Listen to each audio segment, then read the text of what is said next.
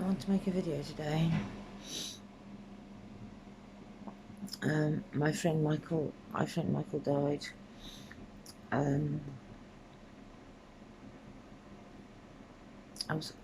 am heartbroken, and so is my son. He died 2 weeks ago, weekend in his flat. He died alone, and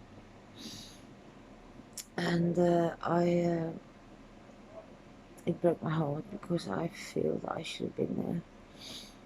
He didn't answer the phone to anyone.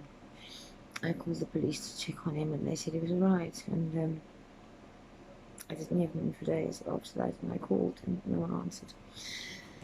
So on the Tuesday, a police officer came to my door and told me that he died in his flat over the weekend, and they found him a few days later. He'd been in the flat a few days, and it broke my heart, and I just feel I let him down in many ways. He was always there for me. He was my best friend. And he let me down. I would call him at any time of the day or night. If I was in trouble, he would be there for me. He said to me that I would never be homeless. I always have somewhere to stay. I always come and stay with him if I wanted to. And he went to the council a few months ago and said he wanted me to have his flat if he died. Things ended very badly between us because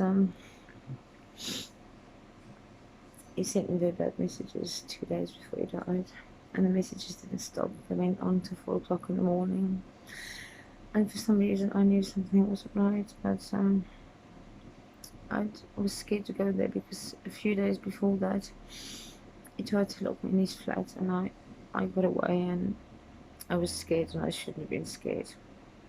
It was stupid to be scared. I should have gone in, and I should have been with him because I think he needed me desperately to be there. And I didn't go into the flat. I was scared, and I wanted to help him because he'd come out of hospital and he didn't recover. I don't know, he couldn't cope anymore, and that he needed help.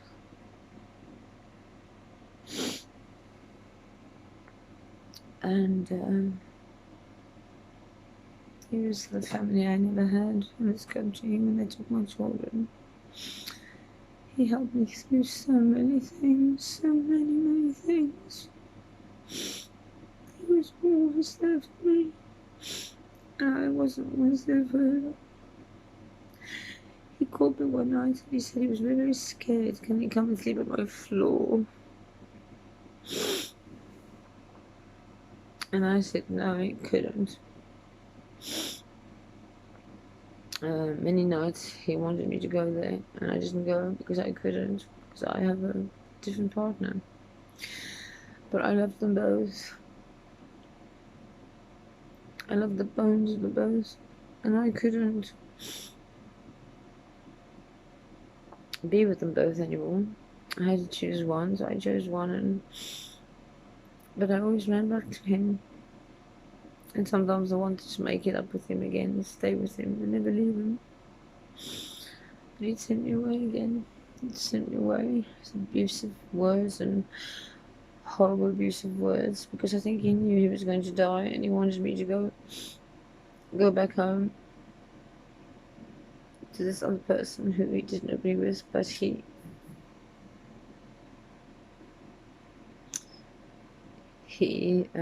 somehow had faith that, in a way, that I was going to be alright, even though he said some terrible things, called me terrible names. I think he was trying to teach me spiritual warfare. He was an amazing Christian. He was a fine man. He was a man of integrity, honesty. He was a soldier.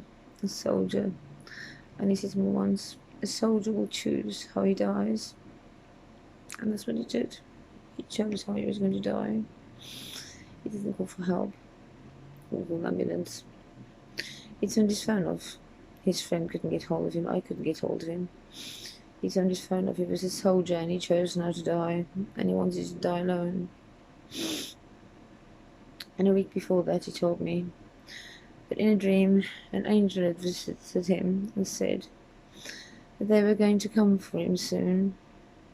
They were going to come and take him back with them soon. And I said to my son once, he is the most powerful angel in the world, Ben. But in a way, I think he probably was. He probably is. And I believe he protects me and Ben and Livia. I believe he is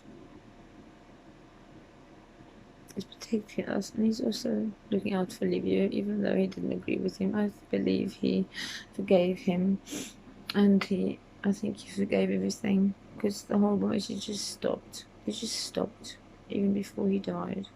It just stopped. I think he repented and stopped, and he forgave me everything, and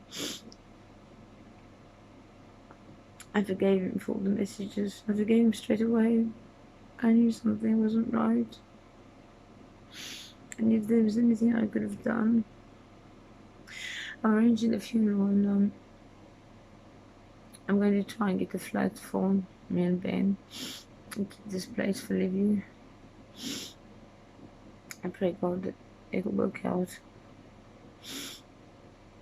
I'll stay with Livia and we'll go to the flat, me and Ben, sometimes to stay over, give Livia a break, and that's what the plan is. I believe even with the way it ended between us, he still wanted that to happen, me to get the flat. I believe he still wanted that. I believe he still adored me like I adored him. He just wanted me to put myself together, sort myself out. Know how to fight, know how to stand up for myself, how to fight back, how to do spiritual warfare, how to look out for myself, how to look out for Ben, how to look out for Abby. I believe he wants me to be a proper mother, a proper person. Watch out with my medication. I believe he was trying to teach me so many things in such a short time with these messages. He was doing everything he could. And it broke me in Ben's heart. I didn't stop crying, inside and outside. I cried in the streets. I cried in the flat. I cried in the police office. I cried so much. The police officer didn't know what to do. I cried. The police officer said, we knew you, Michael, for years, and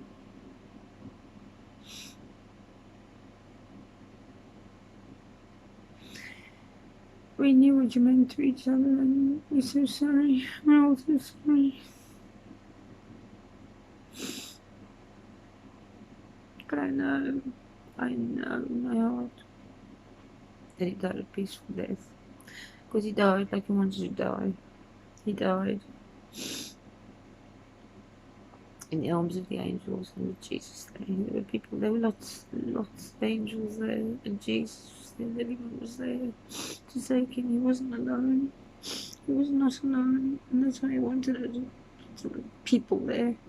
He was tired of people telling him what to do. He's tired of me. Wanted to take him to hospital, wanted to do this, that, and the other. Sometimes I wasn't the easiest person to be around. Sometimes I gave him so much grief.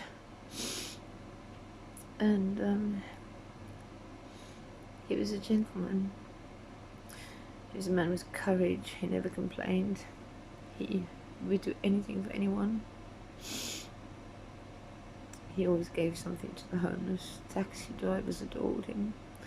They want to know when the funeral is. I think they're going to turn up. All of them are going to turn up there. White taxi drivers who he did so much for. He was a Muslim and he was a Christian. He was everything. He believed in Allah, he believed in God, in Jesus and everything. But I believe mainly in Jesus. He played the Holy Mother to me, and Ben, he played Ave Maria. I knew he was dying. I saw night life with Ben. The pictures I took, and I knew I didn't know what to do. I wanted to be there for him, but he was becoming very, very drunk. It's getting more and more drunk every time I saw him, more and more drunk. He was driving himself to his own death, becoming terribly abusive. I couldn't listen to any of it, but I prayed. On the night, 2 nights he must have died, I didn't go to sleep. I knew something was wrong and I just prayed. Prayed 2 nights, didn't sleep. Prayed for 2 nights. I prayed to God. I prayed to God. I said, God, oh God. Help, please God, help. I called on God.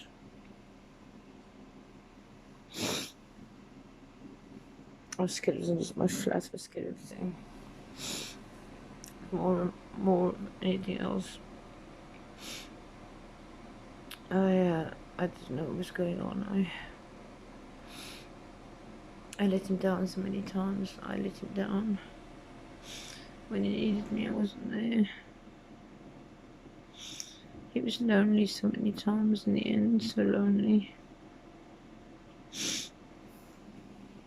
And sometimes he just wanted me to stay and sit with him and sleep there. And I didn't. I couldn't do it because of Liviu. I'd chosen to stay with Liviu, and he would send me back here all the time, even though I'd pack a bag for days to stay there. He'd just send me back here because he knew I needed somebody who was going to be there, even though he knew Liviu was physically violent sometimes. Somehow he knew he was going to protect us. If he kept sending me back there, and if he was going to die, he was going to be our protector. I believe that Michael Korneluk, Wojciech Michael Korneluk, is the most powerful angel in the world, and that he is the protector of me and Ben, with Jesus and the holy angels. I think he is the most powerful angel in the world, the most beautiful, powerful angel in the world, and I believe that he has the most amazing drinks now. Have no alcohol, but just amazing drinks, and that he has the most amazing satisfaction of doing what he's doing. In every way, God is meeting every need that he has ever wanted, met every need, and he's seeing all the people that he lost, all the people that he wanted to see, his father, his uncle, I don't know, his uncle, his friends who died, all of them have welcomed him into heaven, waited for him, and I believe he's so happy now, but I believe he's got work to do.